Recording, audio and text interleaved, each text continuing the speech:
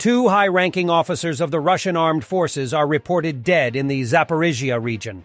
The former commander of the 382nd Separate Battalion of the Marines, Lieutenant Colonel Alexander Gorin. In 2014, this battalion stormed Belbek Airport in Crimea. Presumably, Gorin was destroyed in a strike on the Russian army headquarters in temporarily occupied Ukrainian Berdyansk. The second general is Maxim Kharlamov, commander of the 96th Separate Reconnaissance Brigade. According to Russian media, he was killed on the 4th of June 2023. It seems that the fate of a Russian general is either to die in Ukraine or to be jailed in Russia. This is the price of supporting the criminal Kremlin regime. Putin and Shoigu continue their purge of unreliable military commanders. After dismissing Generals Popov and Seliverstov, arresting Surovikin, his whereabouts are still unknown, and dismissing General Mizintsev, it is the turn of the commander of Russian airborne troops, once a favorite, Colonel General Mikhail Teplinsky.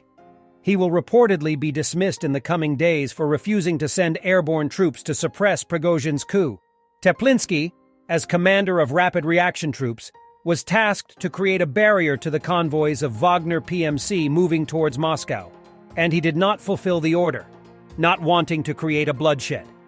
I predict that the resignations of generals are only the first stage of the purges.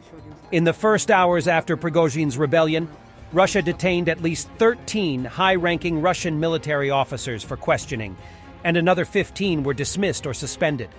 A little later, Putin will probably put them all in jail, just as Stalin did with his generals.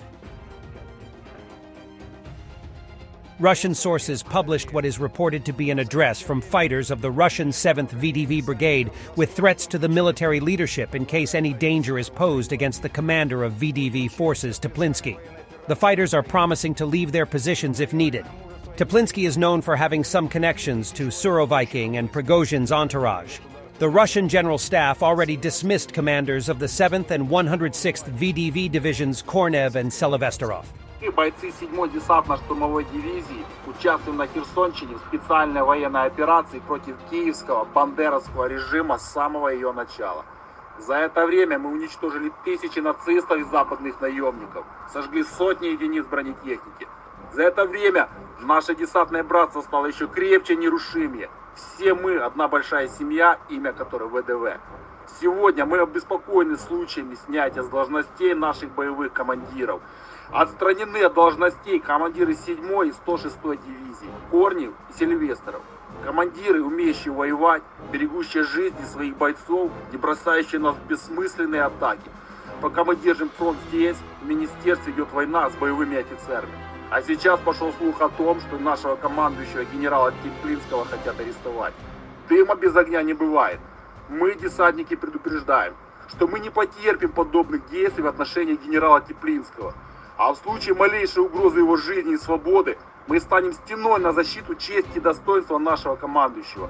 Мы настроены очень решительно, вплоть до того, что снимемся с позиции и пойдем на выручку нашему бате. Вы, те, которые сидят в кабинетах, десант своих не бросает, не совершайте роковых ошибок.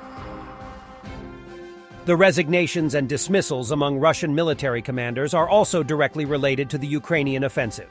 Ukrainian armed forces have the strategic initiative, and Russian armed forces are unable to recapture that initiative.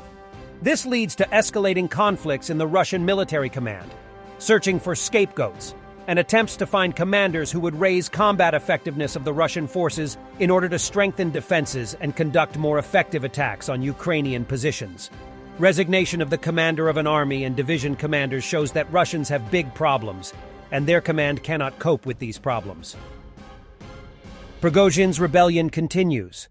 Prigozhin's partner in Wagner PMC, murderer and terrorist Dmitry Utkin, said on his Telegram channel, Gerasimov and Shoigu should be held responsible for the genocide of the Russian people, the murder of tens of thousands of Russian citizens, and surrender of Russian territories to the enemy. And this was intentional, just like the murder of Russian citizens and genocide. And many videos appeared today with convoys of Wagner PMC vehicles headed to Belarus.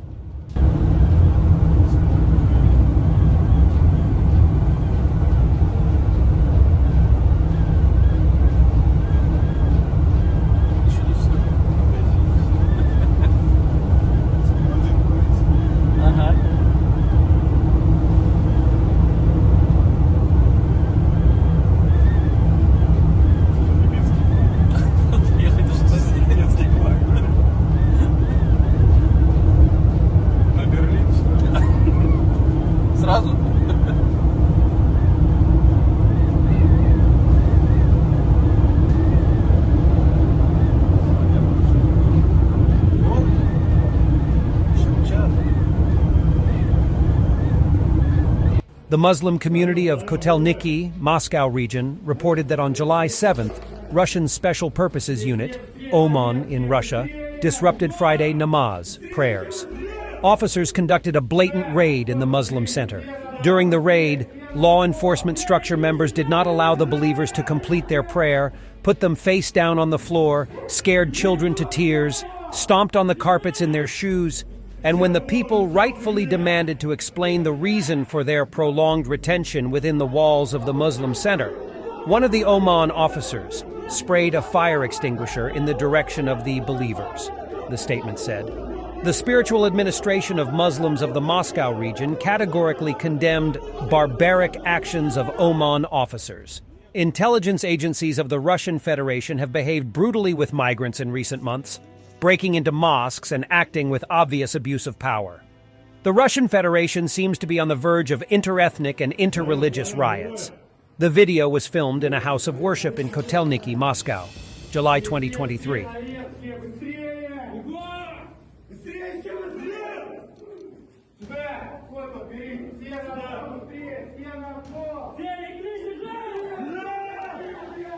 Russian propagandist Mardan is worried that drones reach more and more places in Russia these days.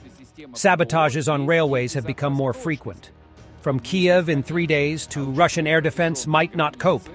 Та стратегия, которую реализует противник сейчас, он берет курс на то, чтобы переместить войну на территорию России. Атаки беспилотников.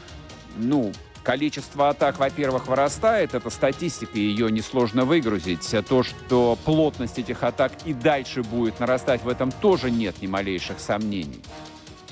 Они будут совершенствовать свою технику. Да, наше ПВО прекрасно работает, но утешать себя этим совершенно бесполезно. У каждой системы ПВО есть некий запас прочности. Он не бесконечен, а учитывая протяженность границы, вы все понимаете. А учитывая, что украинские БПЛА долетали и до Москвы, вы тем более все прекрасно понимаете. Это стратегия. То есть не будет никакой 38-й параллели. Если вы посмотрите на карту Кореи, это такой главный пример. Протяженность 38-й параллели относительно небольшая. Здесь 1300 километров линии фронта. Вы себе как представляете эту замороженную линию? Да никак. Никакого бетона не хватит. Мощности никаких растворных узлов передвижных не хватит для того, чтобы эти 1200 или 1500 или 1000 километров покрыть непрерывными зубами дракона, противотанковыми рвами. А если это обстрелы? А если это диверсионные атаки? А в какое место этого замороженного конфликта вы поместите практически ежедневные новости о диверсиях на железной дороге в России? То есть, просто, опять-таки, выгрузите данные, это несложно, это может сделать любой человек. Количество попыток или успешных попыток поджечь релейные шкафы. А куда вы поместите убийство бывшего командира подлодки? Уже раскрытые по горячим следам, но это же не меняет, не отменяет тенденцию. То есть враг занимается террором, диверсиями в глубине России. Azov commander Lieutenant Colonel Denis Redis Prokopenko met with his personnel. Being in captivity, I said that the war would not end for me until we bring every last soldier back from captivity and until we restore Ukrainian borders to how they were in 1991. Lieutenant Colonel Prokopenko is now going through rehabilitation and will resume carrying out his official duties in the nearest future.